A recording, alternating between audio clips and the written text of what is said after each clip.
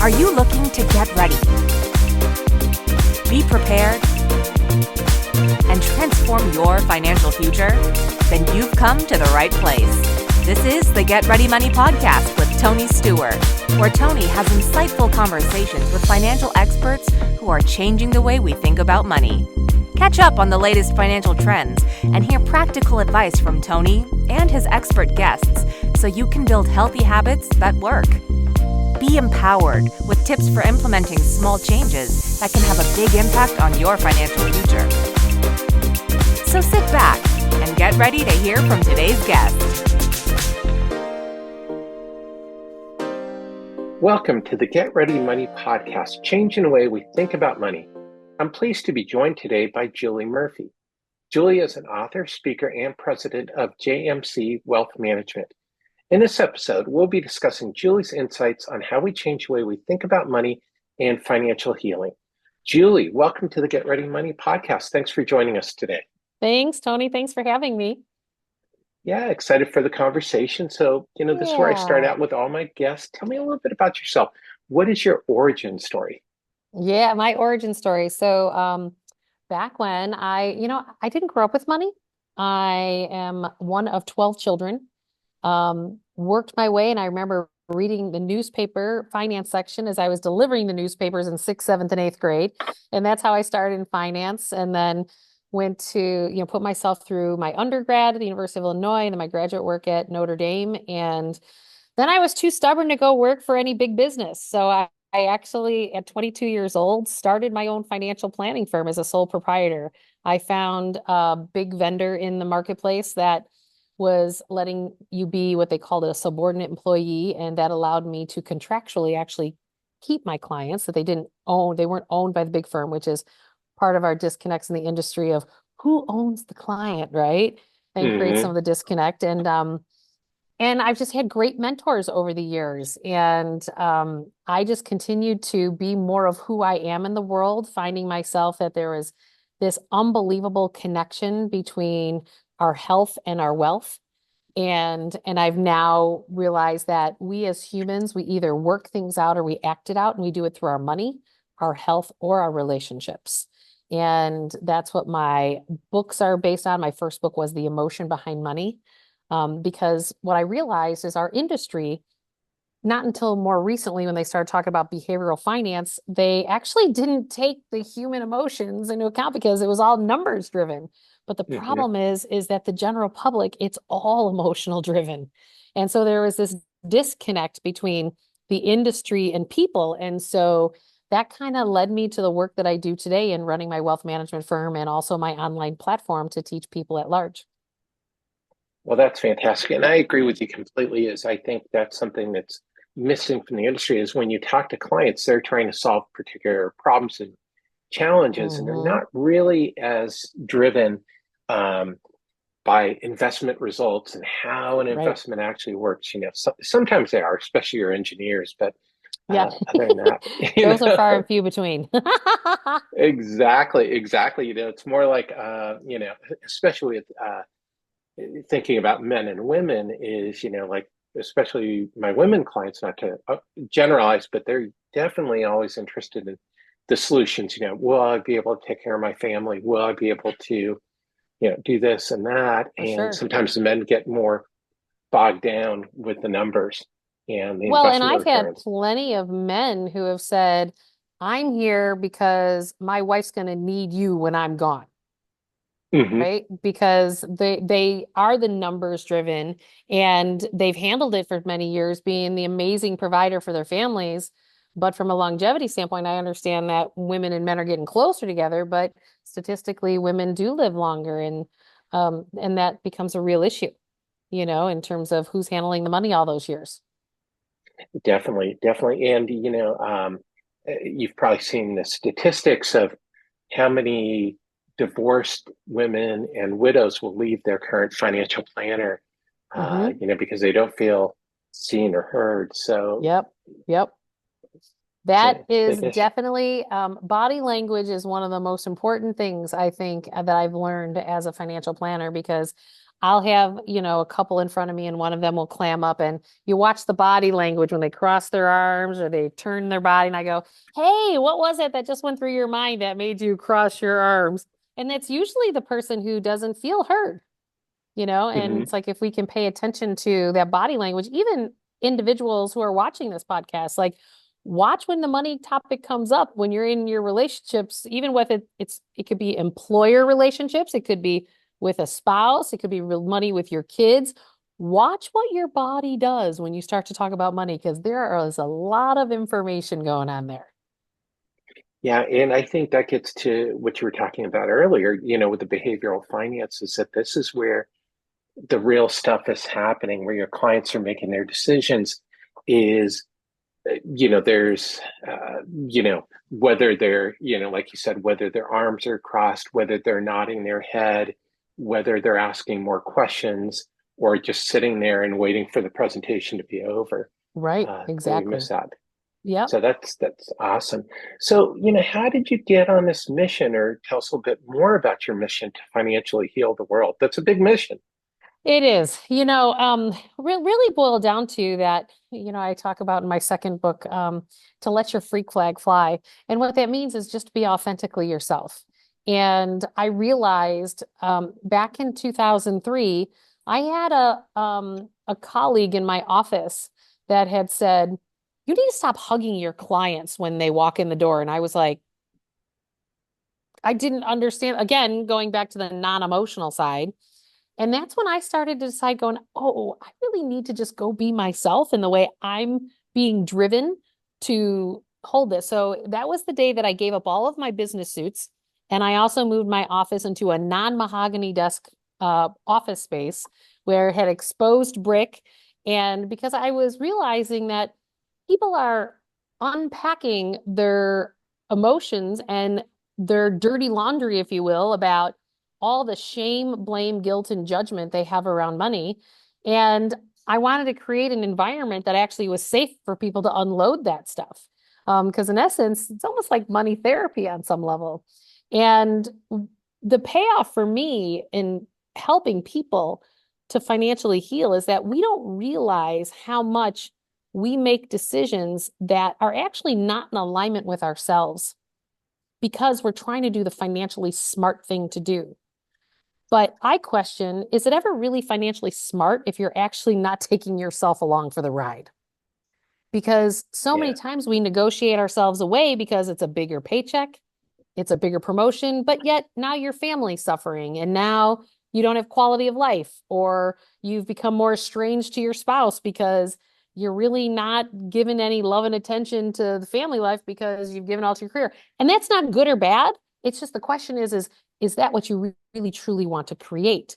And we are the creators of our lives. And so in this mission of mine, it's really about coming from a place of going, we need to be financially empowered. And so many people are not. And I don't care if you've got multi-millions or you're just scraping by. There are so many people who are not walking around from a place of financial empowerment. And what I have found is that it's because of our debt structures, not only in this country, but in other countries, because the United States has taught other countries how to do it as well. And people say, "Well, but I can borrow money at 3% and I can make more money going somewhere else." Yes, that is all true. But if you can't live in the present moment because you're paying for all of your past choices, how in the heck are you going to plant the seeds for the future that it is that you want to create? And this really put me on a mission going, wow, we all deserve a way bigger and better quality of life.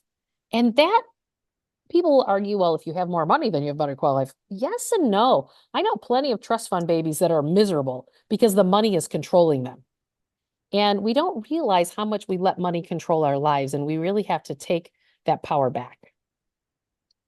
Yeah, I love that. And I'm with you 100% is, as you said, that so much resonated, but especially the part about, being happy with our choices Mm-hmm. is, that so often people make decisions with their money or they buy a product or service, but the product or service doesn't really fit what their goal is. And then they stop. Like I saw that a lot in the life insurance world is people would buy a life insurance policy because they get talked into it or the advantages, and then they take these huge surrender charges. on I things always because it's ask, like, yeah, I ask people, well, why did you buy this product? I don't know. The person in the cubicle or office next to me told me it was a good idea. I hear that all the time. And I'm like going, you have to understand your why. In my second book, Awaken Your Wealth, I talk about wise decision-making models. And the W stands for you got to understand your why. Why are mhm. you buying this? What purpose is it for you?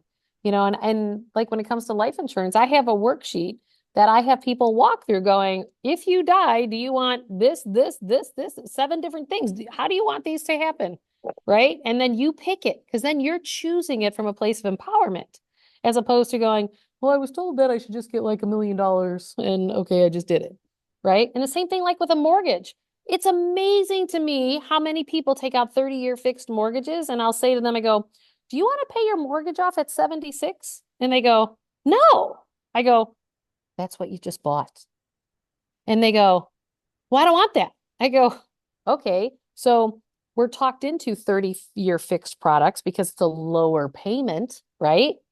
But when you ask the other question going, okay, today you're getting a lower payment, but what about the fact that you'll be paying this till 76? No mortgage broker ever asks that of their clients. I've never seen one yet. But this is the kind of questioning I do because I want to kick the tires from all angles for people because I want people to come from a place of power, personal power in how they're designing their financial life. But you've got to understand that why. You've got to.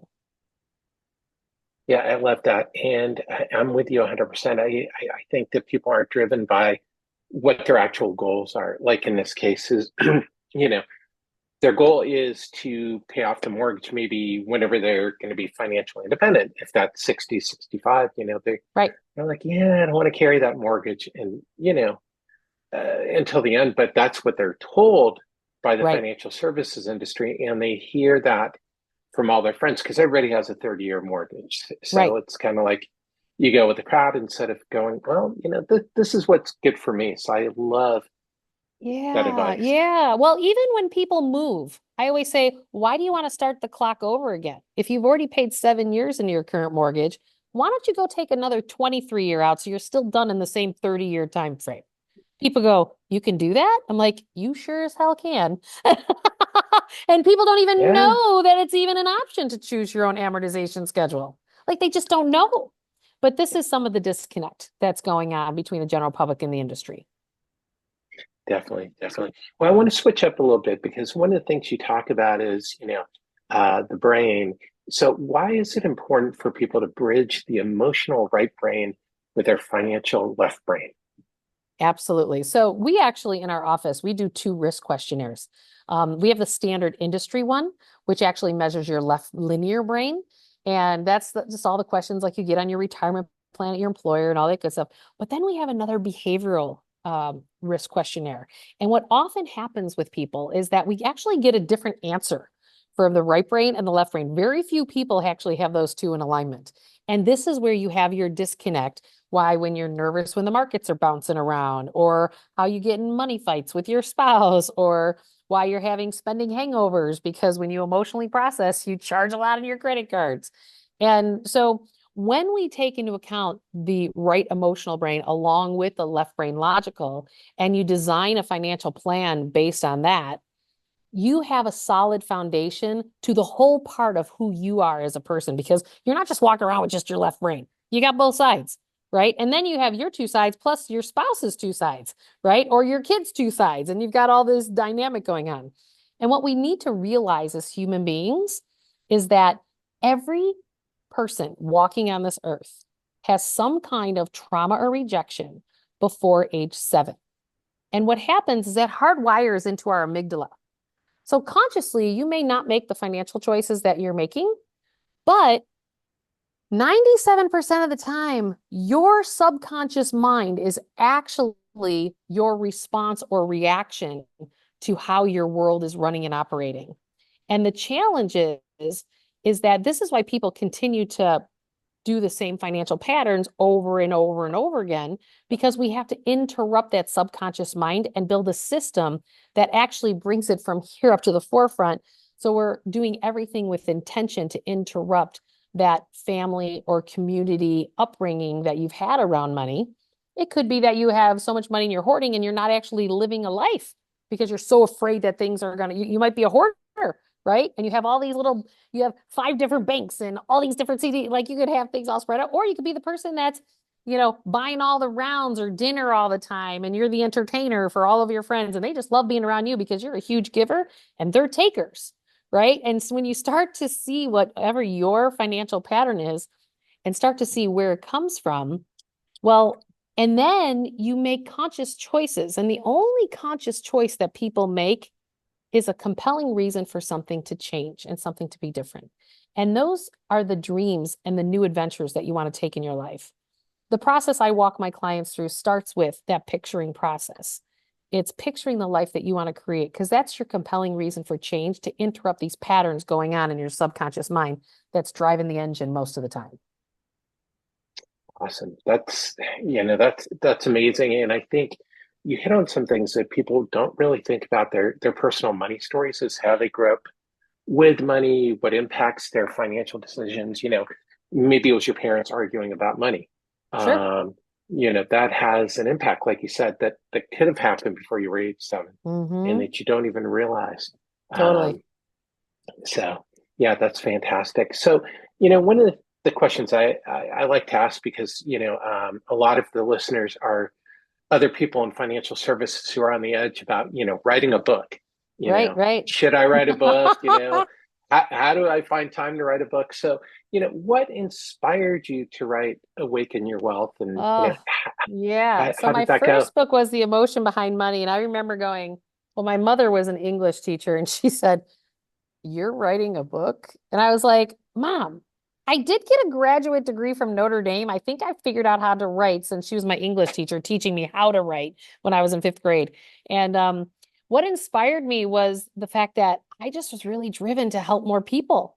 And people would ask me if I had a book, or do you have more? And how did they get it? And I was just kept getting the inkling that I need to write a book. And then a friend of mine calls me up one day. She goes, "Hey, I'm writing a book. And I was wondering, you keep talking about this book you're going to write, but you haven't started. Why don't we go to a lake house and we'll just crank it out, I'll go a couple weekends, and we'll just like sit there and write our books at the same time." She's a psychologist and I was a financial planner. And I was like, okay, here we go. And that's what we did. And that was the manifestation of my first book. And um, each one gets easier. I will tell people that. And publishing is way easier today with Amazon, and some of the other outlets that are out there today. But, it's just about the fact that understand what your gifts are. And meaning, like, mine is not editing of the book or the organization. So I hired people to help me with the organization and the editing piece, right? But I had to get my thoughts out on paper, and then other people can then help me with the structure. And so you pull in your resources. And yeah, I've got 3 books now, 3 workbooks, online courses, all built off of those books, and workshops, and it's great stuff. But you just have to decide that you want to do it.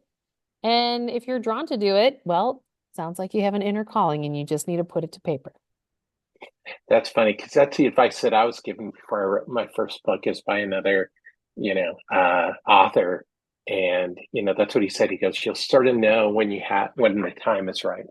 Right. Uh, I literally when I got the last intuitive hit that I was like, okay, it's time for the other book. I'm like, seriously? I was like, the timing couldn't have been worse. And I'm like going, and now I have the 4 spiritual laws of money, awesome. and it's amazing. Like, you just continue to keep doing what your soul work is and putting it out in the world. And it's been amazing. I mean, I had years ago, I was brought on to a Gene Chatsky show on Oprah Radio. And Oh, wow. and after I published the 4 spiritual laws of money, that producer of Harpo Radio called me up and said, "Hey, I know you have these books. Any interest in turning them all into audiobooks?" And I was like, "Yes." I was like, I mean, if the producer of Harpo Radio is giving me a buzz, because he always felt that there was not enough information about the emotional side of money. And so that is, I didn't get the hit to do the next book, but I got the hit to do them all as audiobooks. So that's the project I'm working on now. Well, that's awesome. And I would say, that this is a way to get your thoughts out and to help change the way we think about money is that we all have in the financial services industry, we all come from a different place. And so it's a way to get out your unique message. And clearly your unique message resonated with people. And that's what I've heard from other authors in the financial services community is that it's, it's getting your voice out, it's getting your story out and helping people. And, people do not realize that like with Amazon, with my book, I have chose to have a budget of $300 a month to have Amazon put ads out there to get my book out to people. And we sell, I break even or I make about $100 a month, so it's not a money maker, but I'm changing somewhere between 150 to 200 lives a month with my published works. And to me, that's money well spent, right? Because it's just helping everybody get more financially healthy. Definitely. And with your courses and everything is you're addressing one of the big issues that I see in the financial services industry is that we can only handle so many one-on-one clients. Is that we reach a point, and most CFPs I know, they max out 75 to 150 clients that they can serve. Right. So, it's wonderful. It's a way to also, I think, leverage the help you can give to people and people who don't meet your AUM. Yeah, and that's also why I started group coaching. So one of the things that I do is I hold a free workshop every 8 weeks. The next week, it's if you want to do group coaching. So I do it on a group standpoint. People will pay minimal. I only charge $30 right now per head to be in there. And then if they want to take a 6-week group online course, because I can't, do I still take on one-on-one clients? My firm does, depending on who the client is, depends if I can or not. But I decided to start teaching people on a group level and I point them in the right direction as to like where you can go to get help. If my firm doesn't have the capacity to help you, but as long as I'm helping people at large, everyone's getting a little bit more fiscally efficient. And that's awesome. And it's great. I'm glad you're doing it and that you're out there because that's what we need to really do as an industry is help more people. And, right. Because there's only so many CFPs. There. Well, and the CFPs, the majority of them are in their 60s and 70s right now. Yeah, we have a real issue. Very diverse. No, not diverse at all. I mean, I remember when I first got in the industry, my husband at the time loved it because there were more signed professional footballs and golf shirts because I would go to a room of 1,000 financial planners and I was one of 3 women. Now, granted, that's now up to 12% being women, but it's still not 50-50, but not good or bad. It's changing, it's growing, and our world's changing, and it's directionally correct, but it's definitely an issue. Definitely. Well, Julie, let's switch into the get ready questions. The first one is, what basic money concept do you wish people knew? I really wish that people understood money. And what I mean by that is think of your financials as here's your financial past, which is your debts. Those are your past decisions. Your money in the present moment is your cash flow. And keep in mind, I do not call that budget because a budget triggers all your patterning. I want you to stay empowered on how you want your cash to flow. And then there's your money in your financial future. And then that breaks down into short-term, midterm, and long-term. I think we have to start thinking of our money in different categories as opposed to this heavy, daunting cloud that we're trying to deal with.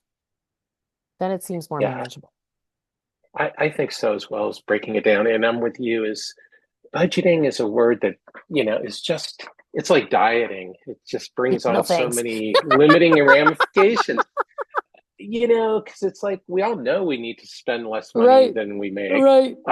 That's not a secret, Right. Right, exactly. So choose it from a place of empowerment. Yeah, I love that. So what is one simple thing people can do each year to set themselves up for financial success? Create a financial date night. Whether it's with yourself or your spouse and sometimes invite a friend that already does their money better than you do and have them be part of that date night because you become the company you keep. I love that. You do become the company you keep. And, you were talking about the givers takers earlier. And, that unfortunately is the way it is sometimes. So For if sure. you change your circle, it will change your financial outlook and your mental health Totally. outlook. So And your pocketbook. It'll change the money you have. It's amazing to me when you stop hanging out with people who tend to have rotational credit card debt and you stop hanging out with them, but you hang out with people who pay off their credit cards every month, all of a sudden you're not showing up with credit card bills that are rotating anymore. It's not happening. exactly. Exactly. And to get back to what you said about financial date, and I call it family, meetings, family financial meetings, same principle Hmm. is it's important to talk to your significant other about Oh, it money issues. absolutely is. I mean, even when I got divorced, there was I handled all the money stuff, but my ex-husband was just like, told his attorneys, tell her to give her the sheet that she gave me every quarter. Because I would give him a snapshot of where our cash flows were and our assets and liabilities. And I gave it to him every quarter. Now, he never looked at it, but he knew it existed. And enough that the attorneys, this was our working document. And like, it's just about information, right? So that you're on the same page. Yeah, I love that, a quarterly snapshot for your financial meetings because, I Yeah, do meet, with my wife and go over, our financials, right. periodically, but, maybe a quarterly snapshot is a nice way to visually represent it instead of Right. doing some other kind of reporting. Because usually there is one spouse who handles more of the money. And for For those of sure. us in financial services, it's usually us because we deal with money all the time. Exactly. Just But I also yeah. did realize with my spouse, like he was a school teacher, and I started to realize going, oh, he's conservative like all my other school teacher clients. And one day he goes, well, we're not making any money, blah, blah. And I was like, oh, he likes the money in hand. So one of the things I did is I had like our dividend checks actually get sent to the house. I go, because he wasn't feeling how it was working. I was on autopilot run. And I go, okay, well, I'll have these dividend checks sent to the house so that you can see it, but then you have to deposit them at the bank. And then after about 3 years, he's like, do we have to keep getting these checks anymore? Can you just automatically have Yeah. it? But he learned it and he understood it when I said, oh, he's a conservative teacher, just like my other teacher clients. And it's like, duh. Like, But it's hard to but see it's that because it's our amazing and how profession. when you can see the patterns with people, like when it comes to spouses, there's no good or bad patterns because we are who we are and we can't change who we are. So it's about building the systems in financial relationship with others that works for both parties because both people are Hmm. important. Yeah, I love that the work for both parties. I'm just making a note. I make Yeah, notes. People watch and listen. Sometimes I have a quick moment of dead silence while for I make a sure. note. But I think that is really important. Is that when you're dealing with your you know domestic partner or you're dealing with your business partner, is that you Hmm. have to understand what they're looking for, how they're absorbing information, because it sounds like that was a big part of it with your ex-husband is, how are they absorbing the information? What's going to Exactly. make it work for them instead of, the typical approach we do in financial services. We're going to take Uh, this information and we're going to shove it at We're gonna you and you're take going to the like ball it. and run with Exactly. And it's like, no, are they a visual learner? Are they an Exactly. audio learner? Or like, in this case, it was a tactile Hmm. learning experience is, Hmm. that he needed to experience that. So that's Yeah. And awesome then once he advice did, for he got it. people. Right? And then he Exactly. made a decision of how he wanted it to be once he understood it. Because it wasn't coming from the subconscious mind anymore. He was consciously now making a choice because we interrupted a pattern. Definitely. And you empowered him Hmm. to make that decision for himself. Yep. And I think that's for those of us in the financial services industry, we need to let people make their own decisions. And as consumers, for the consumers who are listening to this, you have the right to make your own decisions when dealing with the financial services world. Don't let somebody run over you. And for those parents out there, your children also need to make their own. It's okay to let your kids get a financial nosebleed because that builds muscles for them to make different choices down the road. I think that's part of the fiscal dysfunction with younger generations is we're not willing to let them fall. We keep trying to catch them. And Hmm. sometimes experience is the best teacher. Yeah, it sure is. Overall, and we Yep, learn from our failures. for sure. Um, s- yeah. So the next question is, what is one habit that people can change when it comes to their money? The one habit that they can change when it comes to their money is just about awareness. I find, and we talked about like the quarterly report, whether it's your cash flow report, your debt report, or your assets and liabilities, just even if you had an Excel spreadsheet and you plug those numbers in once a quarter, it's about awareness. People don't take the time to do that today.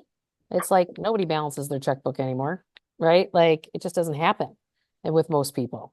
And so I would say it's just about awareness. We have to put that habit in place to say, I love myself enough to be aware of exactly where everything's going in and out. And do I want to pay those interest rates? Do I not? Do I want to make different conscious choices? But it starts with awareness. Definitely. Well, it's funny you mentioned balancing your checkbook is I'm using a very old financial program and I've wanted to Hmm. switch to one of the new apps, but none of them, I found, have you balance your credit card statement and checking account. And for me, I find that that's a really good way to keep in touch with, my money Correct. flow. Right. Yep. But nobody does it these days unless we're in the No, industry. Most exactly, people are like, why exactly. did that go negative? I'm not sure. Where did that go? I'm not sure. And that's why I think the buckets of money, I even have people break out their financial intentions in their short-term buckets because I love those online savings accounts that you can actually name your financial intention. Those online savings accounts, you can have one that's called emergency reserve. If you celebrate the holidays towards the end of the year, you can put your holiday fund, real estate taxes, vacation fund. I even have fun with it. It's like, okay, I'm going to Italy. I have an Italy fund. And then you put the money in there for that vacation, or you're done paying off your car. Make a car fund because the key is here for you to truly be financially empowered. It's about becoming your own bank and not having to Hmm. depend on the system to do your banking for you. Meaning, if you really want to stop having car payments, well, then make the car payment to yourself the next time your car is paid off so that you have a chunk of money to pay for it. And most people don't Hmm. even think that that's an option. And I'm talking people who make tons of money every month. Everybody's just like, oh, just gonna go get the next car. I'm gonna take another payment. It's like it's just a way of life today, as opposed to, do you want that way of life, or do you want to stop paying all this interest to, the car dealership?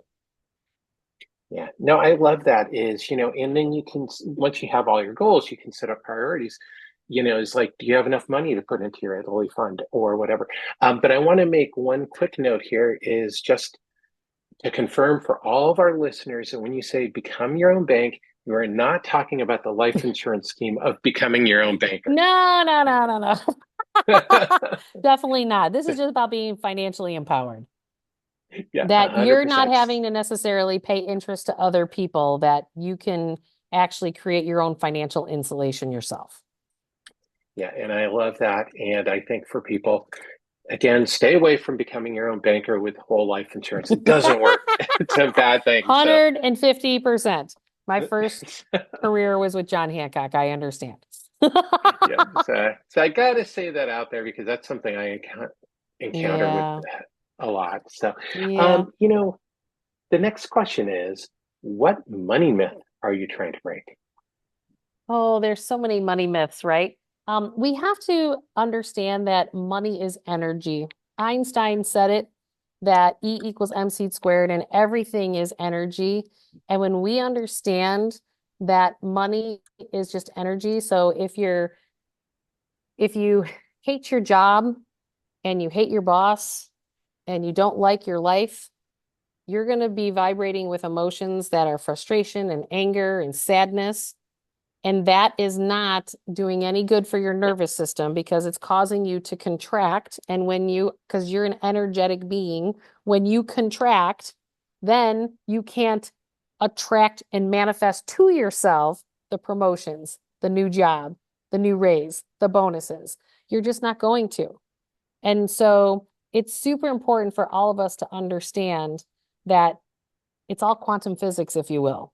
And I know that's a little off on the money conversation, but when we understand, that's why in my 4 spiritual laws of money, intention redirects energy, because whatever you intend to happen, and like setting up those accounts that are for purpose and goals, and there's intention behind it, and then you energize it. Even if you don't have enough cash flow, I don't even care if you started with $10 a month and that you want it to grow over time. You're intending, and so you're opening yourself up to the possibility that that's going to be the direction you're going to head. And when we understand that everything is energy and our emotions are energy in motion, it's a whole new ball game. Yeah, I love it because, there is that connection, and you've been talking about it between the physical and the mental and the linear and, all these different things. And I think it comes together. So I'm just curious, are you familiar with Hugh Massey or those behavior reports? Because he's talking a lot about money, energy, and everything. Yeah, I actually helped him develop some of the stuff that he has on his financial DNA stuff. Oh, cool. I was part of his crew that he brought in, his advisory board, to build what he has. Oh, awesome. So yeah, I'll put that in the show notes for people to check out the work that Hugh Massey is doing. Money is energy as well, because I think that's a great resource. So, the next question is, let's break out the time machine. What advice would you give your younger self if you could go back in time, knowing what you know now about money? Don't listen to resources outside of myself, because your intuition's always 100% spot on. Problem is we let outside influences actually cause us to make decisions in different directions. And the greatest resource we have is our own inner knowing. And it's about having the courage to follow that, even if you don't see how it all turns out in the end. I love that. Have the courage to do it, because it is very hard when you have people telling you to do things, it's very hard to stick with your own opinion and to have confidence in it. And I think that's the biggest thing, so, I know that this wasn't one of the things we were planning to talk about, but how can people build up their own confidence with money? You build up your own confidence with money by accomplishing the things that are important to you. So it always starts with smaller things than bigger things, even if it's as little as, okay, I just finished paying off my car. I'm going to create an online account that's called a car fund. And I'm going to now put that payment, now that it's done paying Chrysler or, Honda or Toyota, I'm going to now put it into the savings account. That is the shift. That is the change. And little things like that will then point you in a whole different direction. I think that's what the most important piece is just start to, you're building, I call it building your muscles. In my second book, Awaken Your Wealth, I talk about it's time to build your financial muscles, but you can only do that one arm curl at a time. So one deposit into that car fund, right? And you build more confidence the more you start trusting your own inner knowing in what you want to create, because you are the creator of your life. So the reality you have today is exactly what you've chose to create. And so if you want something different, you have to choose to create something different and find that courage to step into it. And that builds the confidence. Love it. That is awesome advice. And I think that's so important for people, is to be, when we talk about being empowered, it is building up your confidence to be that you can actually do that, because that's the biggest challenge that I've seen with people, is that they don't believe that they can do it and that they can be in control of their money. Right. Yep. Totally agree. Yeah. So to wrap up, what is your number one tip on changing the way we think about money?